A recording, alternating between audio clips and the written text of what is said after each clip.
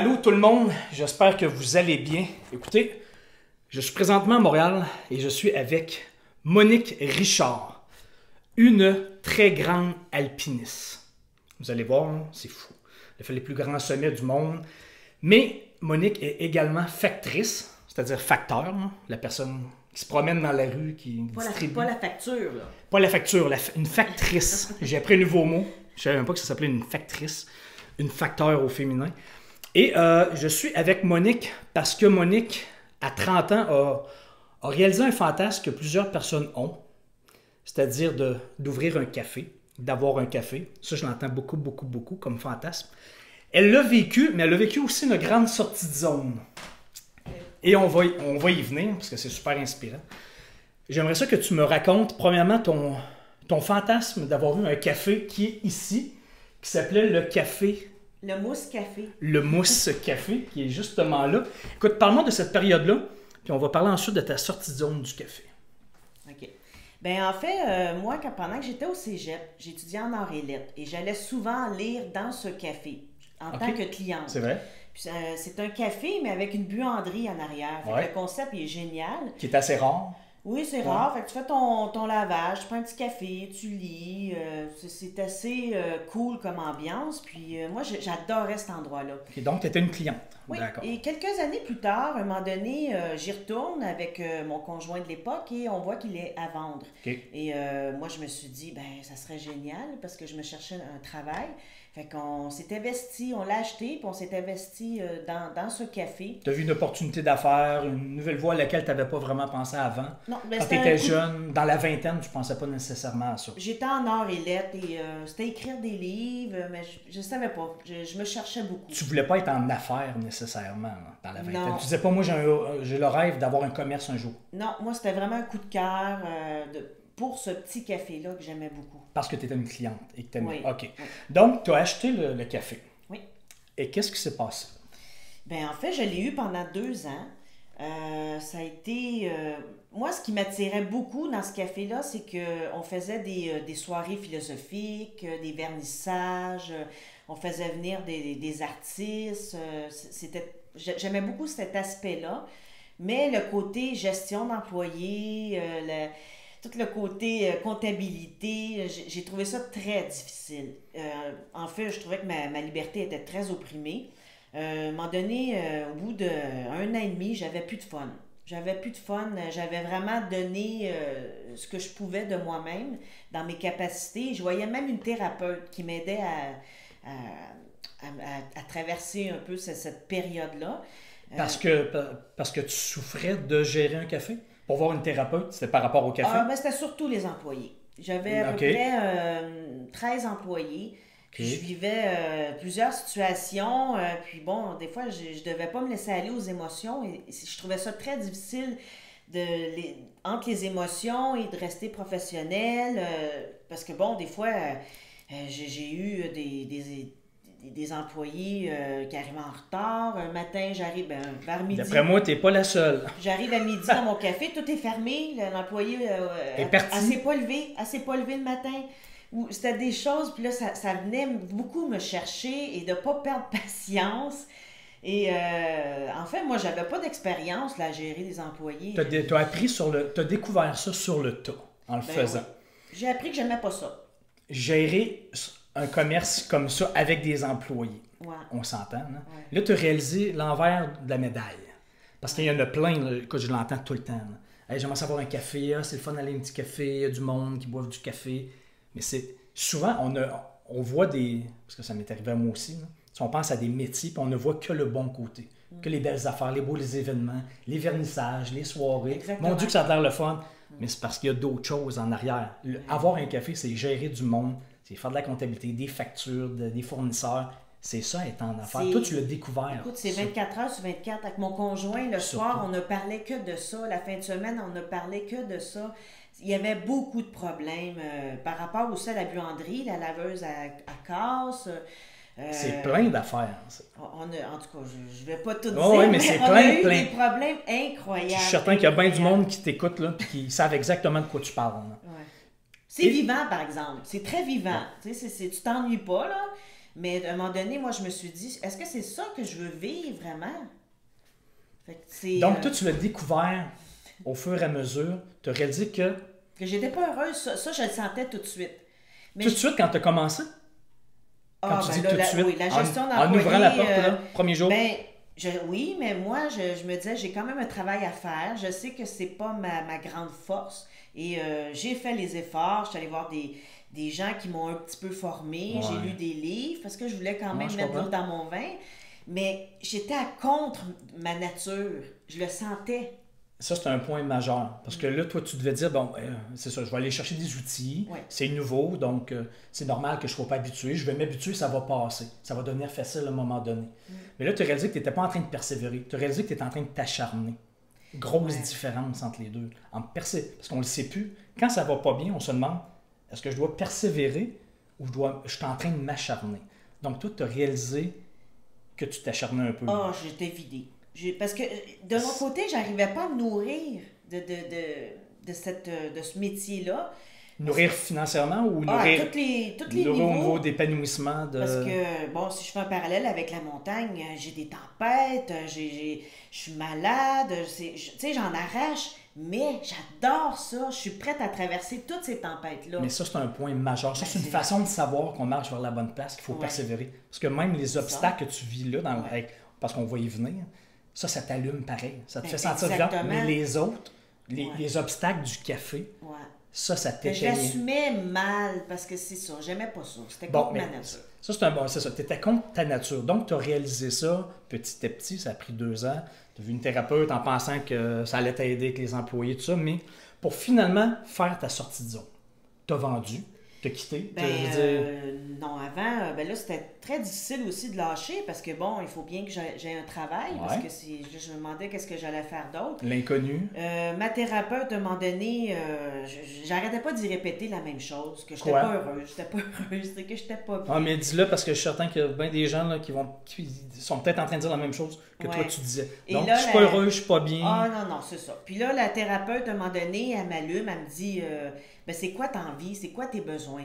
Puis moi, j'ai beaucoup voyagé avant. Puis j'ai dit, j'aimerais ça retrouver la simplicité, l'authenticité, tu sais, de la nature, quelque chose de simple. Puis là, elle me dit, je t'écoute là. Elle dit, Compostelle, est-ce que ça te parle?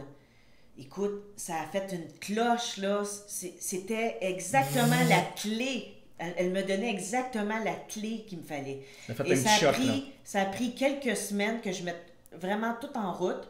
Mon conjoint, bon, heureusement, il était là aussi, là, parce que la vente, ça a été quand même un peu plus long que prévu. Mais on a décidé qu'on allait le vendre. Puis moi, je suis quand même partie très rapidement sur Compostelle pour marcher c'est 1600 km en 2 mois. Et je suis partie seule.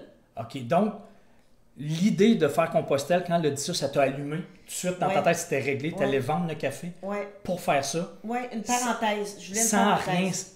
rien savoir d'autre. Là. Tu savais pas ce qui allait arriver dans Non, ta mais vie. là. ça, je sentais, par exemple, Tu sentais quoi? que ça allait me remettre sur mes rails. C'est-à-dire, Ben, sur mes besoins, Ouais. mes besoins de liberté, de la nature. Puis là, je me suis dit, je vais tellement avoir du temps à réfléchir. J'ai 2 mois à marcher et à réfléchir. c'est marché pendant 2 mois, là, quand même. hein. Puis tu réfléchis, là, parce que tu es souvent seul. T'es puis, juste dans ta tête. Oui, mais des fois, tu es avec des gens, mais si tu veux être seul, tu es seul aussi. Puis là, tu rencontres des gens qui font Compostelle pour plein de Différentes raisons. raisons. Il y en a qui ont le cancer, ils ont eu un cancer, ils vivent un deuil, un divorce, N'importe une quoi, ouais. retraite. Puis, en fait, c'est une parenthèse dans une vie, c'est un cadeau que tu te donnes. Puis, le fait de marcher aussi, tu sais, ça te reste comme enraciné dans les choses réelles. Là. C'est ça que j'aimais, moi. Puis, la nature. Tu sais, je suis partie fin de l'été, je suis arrivée en automne. J'ai vu la saison se transformer. J'étais plus la même fille là, quand je suis arrivée à Compostelle. Qu'est-ce qui avait changé? Qu'est-ce que ça a fait? Ah, ça m'a remis- De te remettre sur ta traque, Reconnecter. juste à Ah, reconnecter. oui. Ah, OK. oui, oui. Puis là, concrètement, reconnecter, ça Ben- veut dire que tu as eu des idées, Ben là, manifestement, ces besoins-là ils sont encore très importants dans ma vie. Pour moi, c'est des valeurs. ça t'a reconfirmé tes valeurs. Oui. C'est-à-dire Je m'étais perdue liberté. dans ce bistrot-là. Tu t'étais perdu dans ce... Puis ça arrive. Moi aussi, ça m'est déjà arrivé de me perdre dans ce que je faisais. Là. Mais ça t'a reconfirmé tes valeurs que tu as découvert, qui étaient encore... Ben, la liberté. Liberté. Oui. Après... La liberté, le besoin d'espace, la simplicité. Liberté, espace, simplicité. Authenticité. OK, mettons qu'on arrête là. 4 mots. Toi, t'es comme 4 mots qui te revenaient toujours en tête, ou 4 valeurs. OK? Ouais. C'est ça? Mais outre ça, tu savais-tu ce que tu allais faire dans la vie? Parce que tu sais, des fois, on se dit, OK, je pars par où, là? Là, moi, j'ai tout le temps des mots qui me reviennent. Moi, c'est sûr qu'en y pensant, ça me faisait peur, mais en même temps, je me disais, ben là c'est pas le temps d'avoir peur, c'est le temps de vivre mon Compostelle. Ouais. Fais confiance. Ça, je le sentais. Okay. Parce que c'est une grosse aventure, là. Moi, je partais comme ça dans l'inconnu. J'avais aucune idée c'était quoi marcher. J'ai dû changer mes chaussures en route parce que c'était des mauvaises chaussures. Mon sac à dos vraiment trop lourd, j'ai dû l'alléger. À un moment donné, j'avais 7 ampoules sur mon pied, une tendinite, l'épine de le noir. J'aurais pu abandonner, mais non, pour moi, il n'était pas question. Il fallait que je me rende jusqu'au bout, puis parce que j'aimais ça. Je me retrouvais... Malgré tous les obstacles, là, t'aimais ça. Oui. Ouais. Contrairement au café. Oui. OK. Donc là, tu as fait ça pendant 2 mois, ça t'a groundé, ça t'a reconnecté à ce que toi, t'aimais vraiment. Puis à la fin de Compostelle, tu avais 4 mots en tête. Liberté, espace. Qu'est-ce qui est arrivé à la fin de Compostelle? C'est quoi que tu disais dans ta tête? Est-ce que tu as allumé pendant Compostelle en disant, moi, maintenant, je vais être une factrice? Non. C'est-à-dire, je vais marcher dans les rues, je vais passer la poste. Non. Ben, ça a été quelques semaines après, là. OK. À mon retour. Comment ça s'est fait, ça? Ben là, j'ai réfléchi. Bon, je vais faire quoi? Parce que là, j'ai plus de travail. C'est ça, exact. Fait que là, mais là, ça me ramenait à Compostelle. J'aime ça marcher et être dehors. C'est niaiseux, là. Parce que, non, c'est pas niaiseux, justement. C'est très simple. Mais des fois, c'est souvent simple. Ben, c'est ça. Pourquoi chercher? Toi, tu t'es dit, j'aime marcher, j'aime être dehors. Ben oui. Tu t'as réalisé ça avec Compostelle. C'était très simple. Donc, tu t'es dit, je vais devenir une factrice. Je vais passer la poste dans les rues. Et tout était aligné parce qu'ils m'ont engagé comme ça. Et aujourd'hui, c'est très difficile de rentrer à Post Canada, là. Mais c'est... Toi, 2 mots. J'aime ça marcher dehors, puis j'aime ça marcher et dehors. Oui, c'est ça. Donc, je vais devenir une factrice. J'essaie de trouver le genre de métier que je peux faire avec ça. Et là, Post Canada. Tu es devenu... OK, là, tu travailles chez Post Canada depuis... 10 ans. Depuis 10 ans. Mais Compostelle, OK, tu as amené à marcher dehors pour la Post Canada, mais pas seulement ça, ça n'a pas arrêté là. Ben toi, il y a une valve qui s'est ouverte. Oui. Raconte-moi la suite. Ben là, je me suis dit, bon, ça va être quoi le prochain défi? Parce que Compostelle, je l'ai vu quand même comme un défi, là, 1600 km. Fait que je me suis dit, je vais aller faire une randonnée, une des randonnées les plus difficiles en Europe, qui est le GR20 en Corse. Ça, c'est un 200 km, c'est en montagne, monte, descend. Et je suis partie faire ça et j'ai adoré. Mais là, c'était plus difficile que Compostelle parce que c'était très physique. Tu as adoré même, c'était plus difficile. Oui, mais là... On n'est pas supposé aimer ça quand c'est difficile. Ben, difficile... Hein, tu sais, comme ça, c'était difficile, non? Oui, mais c'était plus difficile. Disons que moi, je découvrais mes capacités. J'ai toujours été sportive, mais là, j'étais un poisson dans l'eau. Dans quelque chose que tu aimais, c'est ça. Exactement. C'est ça. Exactement. Ben, c'est toute la différence, ouais. C'est ça. OK. Donc, toi, là, tu t'es mis à faire ça. Là, tu as découvert que, finalement, le métier de facteur, là, marcher dans la rue, est-ce que ça te pesait lourd comme ça? Ben non. Non. OK, donc là, ça allait bien. Là, tu découvrais que tu aimais ça, marcher dehors. Ben, j'ai découvert aussi que j'ai besoin de contrôler mes affaires à moi. Tu sais, c'est difficile d'essayer de contrôler du monde. Les autres. Oui, puis j'aime pas ça. J'aime pas faire contrôler, puis j'aime pas contrôler les autres. Je comprends ça. Là, tu l'as découvert. Là, à Post Canada, qui est bien, il y a une certaine liberté. Moi, je fais mon travail. Je dois exécuter ma livraison de courrier, puis de colis, puis à la fin de ma journée, c'est fini. Ta job est faite. Oui, c'est pas émotionnel, tu sais. Fait que la partie émotionnelle, je préfère, moi, la mettre ailleurs, dans ma vie personnelle, par exemple, ou dans mes buts de monter des montagnes, qu'un boulot. Donc, Compostelle, factrice, tu découvres que tu aimes ça. Tu vas en Corse, t'adores, même si c'est très difficile, bien plus que Compostelle. Ça a arrêté là? Ben non.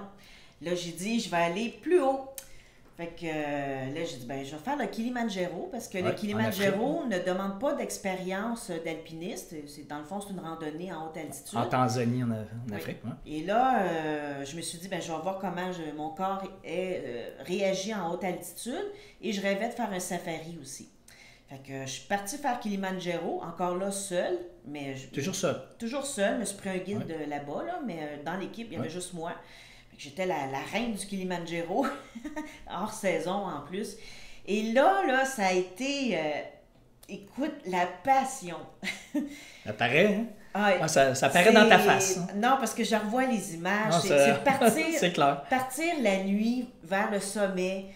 Pour moi, j'ai trouvé ça, c'était, je trouve plus le mot, là, mais c'était quasiment spirituel C'est pour ça que moi. j'allais dire.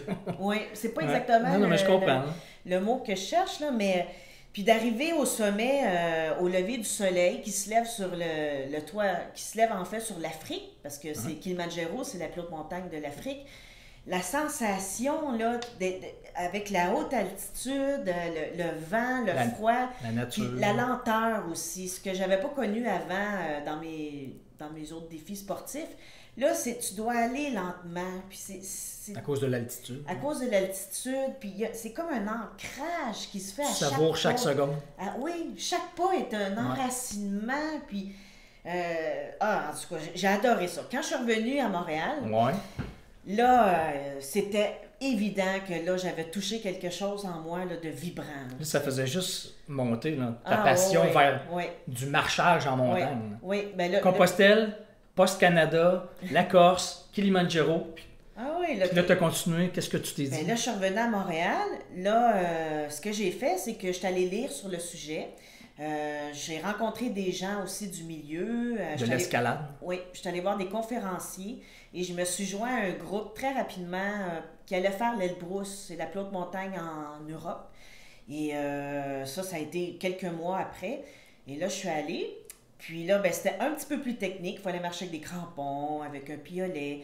Et là, encore plus, là, parce que là, la neige n'était pas vraiment là au Kilimanjaro. Fait que là, à l'Elbrus, là, il y avait la neige, l'aspect de la neige. Fait que moi, la montagne, il y a beaucoup le côté sensoriel que j'aime énormément. Puis là, à l'Elbrus, ben là, j'avais cette notion-là de la neige. C'est une nouveauté. Tu n'avais Ouais, pas goûté une encore. nouveauté qui a Une fait petite sortie de zone. Oui, mais j'ai aimé ça. Ouais, j'ai c'est adoré Ouais, ça. exact. Et là, de fil en aiguille, ça a été une passion, celle-là encore, mais une passion vraiment dévorante parce que là, je me suis mis dans la course des 7 sommets. Parce que là, j'en avais déjà 2. Des plus hauts 7 sommets du monde. Oui, ben en fait, c'est chaque continent contient sa plus haute montagne. L'Afrique, c'est le Kilimanjaro. L'Europe, c'est l'Elbrus. Puis il y en a 7 comme ça. Fait que là, je n'avais fait déjà 2. Fait que là, je suis allée me pratiquer, je suis allée au camp de base de l'Everest. J'ai vu l'Everest, mais je me dis peut-être un jour, mais j'y croyais pas. Là. Pour moi, c'était inaccessible, l'Everest. C'est allé juste au pied. Ouais, Juste pour le voir. Oui, mais vrai? il y avait quelque chose qui m'attirait, vraiment. C'est ça. Mais je suis allée là, je suis montée quelques montagnes aussi. J'ai fait un 6000 mètres, c'était quand même très haut pour moi qui n'avais pas rien fait de montagne. Là, tu as avant. vécu des choses difficiles. Là. Tu m'as raconté en ça, c'est Asie aussi. Ouais, ça un peu plus tard. Là, je me suis lancée dans les 7 sommets, mais là, le problème, c'est que j'ai voulu faire tellement rapidement que... Pour battre des records. Pour être la première Québécoise. Ok. Et j'ai dû faire des hors-saison, partir seule. Fait que là, des fois, j'ai payé le double, le triple. En Et argent. là, c'était désastreux parce que l'argent du bistrot s'est envolé. J'avais une moto, je l'ai vendue. Là, il en manquait encore de l'argent. J'ai vendu mon auto. Puis là, finalement, parce que j'ai tenté l'Everest, finalement, en octobre, hors saison. Ça a été désastreux parce que on s'est retrouvés, on était 4 personnes. C'est impossible là, de monter l'Everest avec 4 personnes. Ok. Normalement, c'est au mois de mai, puis là, il y a à peu près 1500 personnes. Puis en plus, c'est vraiment très encadré, puis il y a des Sherpas. Fait que j'avais perdu 40 000 Je savais que j'étais pas première québécoise parce que c'était l'unique moment où je pouvais atteindre l'Everest. Puis, par la suite, ben, je me suis foulé la cheville. Fait que je suis revenue à l'aéroport de Montréal dans une chaise roulante, ruinée. déprimée parce que, bon, mon rêve d'être première québécoise n'a pas fonctionné. Et là, ça a été dur. Mais en même temps, ça a été peut-être l'ego aussi. Parce que peut-être je me suis accrochée un petit peu trop à première québécoise. Au record, là. Ouais. Puis finalement, ben, j'ai laissé ma cheville se replacer, mais j'avais vu que je voulais faire les 7 sommets, j'avais déjà booké ma montagne en Antarctique, le Mont Vinson. Et à cause de ma cheville, j'ai dû rapporter d'1 mois plus tard. Fait que je suis allée en décembre au lieu de novembre. Et finalement, j'ai fait Vinson, puis je boitais encore. Mais j'ai fait le sommet, j'ai fait des rencontres merveilleuses. Et quand j'ai redescendu du sommet, là, je l'ai senti. Quoi? Ben là, que je faisais les vraies raisons pourquoi je faisais la montagne. C'était quoi? Parce que, ben, c'est ça, la liberté, le dépassement de soi, le côté sensoriel, les gens aussi que j'avais rencontrés, puis j'ai vraiment que ça a été merveilleux. Fait que, je m'étais un peu perdue, là, avec... Dans le record. Ben oui, puis... Bon, ça, c'est de l'ego, puis on passe tous par là un moment donné. C'est ça. Puis, mais bon, les 7 sommets, pour moi, ça a été un apprentissage incroyable. Mais tu les as faits. Ah oui, oui. Donc, après ça, je suis retournée à l'Everest parce que je ne l'avais pas fait. Donc, tu l'as fait. Oui, je l'ai fait. J'ai fini les 7 sommets en 2012 et là, j'ai fait une rencontre merveilleuse. Mon meilleur ami, Arvid, qui est devenu mon partenaire de montagne et par la suite, on a fait plusieurs ascensions. Fait que si j'avais réussi l'Everest en octobre, je ne l'aurais pas rencontré, cet ami-là. Tu sais, des fois, ce qui paraît un échec n'est pas un échec. C'est parce que c'est... Avec le recul, on le voit. Ah oui, j'ai vu plein de choses.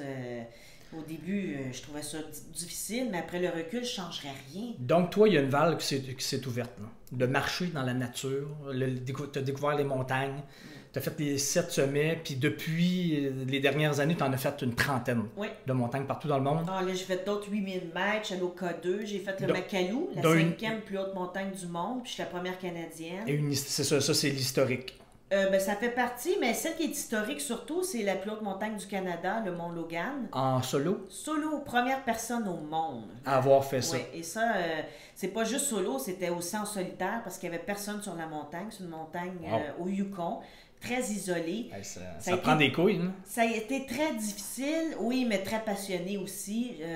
Le fait que je l'avais tenté avec quelqu'un l'année d'avant pour le 175e anniversaire du Canada, c'était tout un avantage parce que j'avais pu évaluer et adapter. Encore là, je croyais que c'était un échec. Parce qu'on n'avait pas pu faire le sommet, parce que mon ami qui m'accompagnait, il s'était mal préparé. Et j'étais très déçue. Mais finalement, tant mieux, ça a été un échec parce que je suis retournée cette année en solo. Puis là, j'ai fait le sommet. Et pour moi, ça a été l'apogée de toutes mes ascensions parce que là, le fait d'être solo, j'ai dû puiser dans toutes mes ressources. Dans mon instinct aussi, ça m'a demandé une concentration énorme, un dépassement aussi, mais il y a une fierté par rapport à moi-même, pas aux autres, là, par rapport à moi-même, parce que je me suis écoutée. Ça, j'en parle beaucoup. Ouais. Puis ça a fait du bien. C'est venu comme valider des choses. J'avais besoin de me mesurer, puis la seule façon de le faire, c'était seule. Puis je l'ai fait seule. Écoute, moi, avec le parcours que tu as eu, là, de sortie de zone, moi, je retiens quelques leçons importantes. C'est que, premièrement, t'es passé par le passage obligé de te désillusionner du fantasme du café. Que tout est beau, juste voir le bon côté. Exactement. Mais il faut l'essayer pour réaliser c'est quoi mais être... ça m'a préparé à la montagne. J'étais très naïve. J'avais 30 ans. Je pensais que tout le monde était beau, gentil, fin. À l'heure, fiable. Ben oui, puis moi aussi, il a fallu que je sorte mon caractère. Puis mon caractère, il n'était pas très affirmé à 30 ans. Donc, ça t'a fait travailler là-dessus, mais tu as découvert que c'était pas ta place. Même si les employés auraient été parfaits, à l'heure, gentils, c'est pas ça que tu voulais faire dans la vie. C'était pas ma tasse de thé. Ce n'était pas ta tasse de café.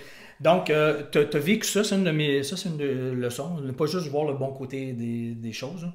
Penser que c'est pas parce que tu aimes le hockey que tu veux travailler dans une équipe de hockey nécessairement. Hein. Il y a d'autres choses. Le vrai travail, day to day, il faut y penser.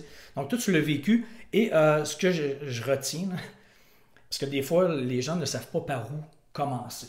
Ils savent qu'ils sont dus pour un changement quelconque, une sortie de zone. C'est souffrant, c'est insécurisant, l'argent, les autres vont dire quoi.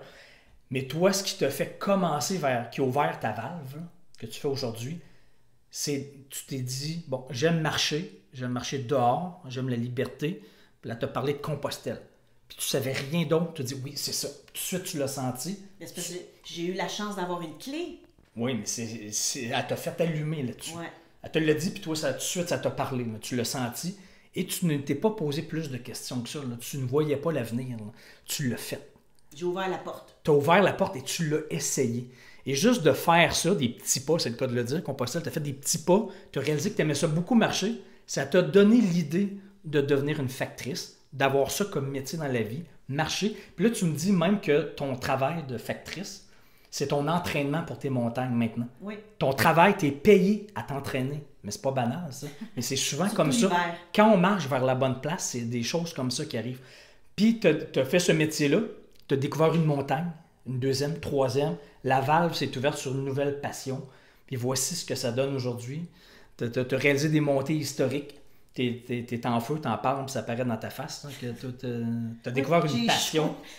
Non, mais c'est fou. Donc, ce que tu fais là aujourd'hui, ben, c'est parce que tu es passé par là. Le café, tu t'es écouté. Tu as décidé de quitter le café malgré Je m'ai écouté, ça toute criait l'insécurité. tellement fort, Ben, tu c'est sais, ça, puis ouais. là, j'ai cherché, puis j'arrêtais pas de tourner, que je suis pas heureuse, mais je la trouvais pas, la clé. Puis c'est sûr que là, ça a été un cadeau du ciel, là. S'il y a des gens qui t'écoutent et qui sont dans n'importe quel domaine, ça veut pas dire que c'est pas cool d'avoir un café. Plein de gens qui sont passionnés par ça puis que ça va bien, puis sont heureux, sont à leur place, exact. C'est pas pire ou mieux qu'un autre métier, mais c'était pas ta place à toi. S'il y a des gens présentement qui sont en train de souffrir, qui s'éteignent, un petit peu, moyen, beaucoup, puis ils se posent la question, bon, qu'est-ce que je fais? Est-ce que je persiste ou je m'acharne? Ben, Qu'est-ce que tu leur dirais? Ben, moi, c'est drôle, hein, parce que dans ma vie, quand il y a eu des changements, là, je suis allée au bout de mon écœurement. C'est un bon point, ça aussi. Puis, Ouais. à un moment donné, tu n'as plus le choix de changer. Tu as la main sur le feu. T'es plus capable. Ça brûle. Tu as envie de vomir là, le matin. Là. Ça, on l'entend souvent. Puis, moi, je me fais confiance là-dessus. Tu sais, parce que peut-être j'ai des choses à apprendre. Puis c'est pour ça que je restais au Mousse Café, parce que je persévérais. Mais à un moment donné, il y a eu vraiment, là, j'étais saturée. Là, ça se fait naturellement, le changement. Est-ce que tu avais des symptômes physiques, psychologiques? Est-ce que tu fatiguée. dormais mal, l'asthme, l'eczéma, n'importe quoi, là? Que tu peux relier à ça aujourd'hui? Là? Moi, j'ai déjà fait de l'asthme, mais je faisais pas de l'asthme. Je prenais beaucoup de vin. Moi aussi, encore, j'en prends. Ouais, le soir, là... Fallait décompresser beaucoup, fallait que je beaucoup, beaucoup. décompresse, puis là, à un moment donné, j'y allais moins souvent, je m'éloignais, j'avais plus le sourire, tu sais, quand t'as plus confiance non plus, c'est ça que je trouvais difficile. Moi, j'aime les relations humaines authentiques. Là, j'avais l'impression qu'il y avait trop de game. Puis surveiller les gens, jouer à la police. Mais oui, c'est ça. Moi, jouer à la police, ça, c'est pas dans ma nature. Fait que c'était souffrant pour moi parce que... Puis j'ai pas envie de faire ça. Puis à un moment donné, je l'écoutais, par exemple. Mon écœurement, là, je l'écoutais. Puis plus je l'écoutais, plus que je l'entendais. Puis à un moment donné, saturé. Saturé, je suis plus capable. Mais tu l'as fait. Ouais. Tu es allé faire Compostelle sans rien savoir. Et je le dis souvent, le chemin se présente uniquement au fur et à mesure qu'on avance. Puis toi, c'est très concret, c'est un vrai chemin. Tu as découvert le métier de facteur, tu as découvert les montagnes, ta passion. Mais c'est au fur et à mesure. Quand tu es parti à Compostelle, tu n'avais aucune idée de ça. Tu avais 3 mots. Liberté, marcher, dehors. Ben c'est ça, il faut être connecté sur les besoins. C'est quoi nos besoins? C'est des petites affaires pas compliquées. Là. Tu l'as dit tantôt, c'est simple. Là. C'est pas compliqué. Puis ton métier, tu l'as trouvé comme ça. J'aime marcher dehors, fait que je vais être facteur. C'est fou, là. Ouais. Des fois, c'est aussi con que ça. Là. Mais on cherche tellement loin. Ouais. Mais il faut marcher au fur et à mesure, le chemin se présente, puis être connecté juste à des petites conneries comme ça. Sans voir des fois, compliquer l'affaire. Hein. C'est juste d'être connecté sur les besoins, puis peut-être que la solution va venir plus tard, mais au moins les besoins sont là, tu les connais. C'est pas un hasard. Puis à un moment donné, tu vas être alerte quand l'opportunité va se... Ouais, les planètes, les synchronicités, tout ça, va si tu marches vers la bonne place, tu vas y voir passer. C'est sûr. Écoute, félicitations. Et là, toi, tu aimerais idéalement tu me disais que dans un futur rapproché, tu aimerais ça donner des conférences sur ton sujet. Oui, Tu as ben moi, écrit un elle livre. est prête, ma conférence. Là, OK. j'aimerais la donner. Donc, s'il y a des gens que ça l'intéresse, pour dans les écoles ou peu importe, à quel endroit les gens peuvent te rejoindre? Comment te Oui, rejoindre? ben en fait, vous pouvez me rejoindre sur Facebook, Monique Richard, alpiniste. Monique Richard, Oui, alpiniste. alpiniste. Puis, je pense que c'est la meilleure façon. Email, il n'y a pas de site internet, pas de email? C'est comme Il tu est veux, marqué là? sur mon Facebook. D'accord, donc Oui. c'est la meilleure place. C'est la meilleure place. N'hésitez pas, un parcours inspirant. Je suis en train d'écrire le livre aussi de ma dernière expédition. Une histoire épique, incroyable. Une femme solo, Mont Logan. Est-ce que tu vas en parler sur ton Facebook? Si les gens veulent l'acheter éventuellement. Ah ben oui, c'est sûr. Oui, Oui. je vais l'annoncer. Bon, ben allez vous abonner à sa page. Oui, merci beaucoup, Daniel. Moi, j'ai lu ton livre aussi. Je me rappelle à l'époque, ça m'avait quand même beaucoup aidé. Il y a plein de pistes déjà là-dedans. Fait que ça, C'est vrai? Ben oui, Je sais pas trop. c'est drôle parce que avant que je te rencontre, physiquement, j'avais déjà. C'est ça, ton moi, livre. on se Ouais. connaissait pas, puis je savais même Ouais. pas qu'elle avait lu mon livre. Ah. Avant qu'on décide de faire On l'entrevue, était dû. j'avais aucune idée. C'est drôle la vie, Un hein? drôle de hasard. Hein. Puis là, on est à Montréal. Moi, j'habite même pas à Montréal. Écoute, merci beaucoup. Ça me fait Donc, plaisir. si ça vous intéresse, Monique Richard, alpiniste sur Facebook. Et moi, je vous dis bien à bientôt pour une prochaine histoire inspirante comme Monique de sortie de zone. Ciao, bye. Ciao!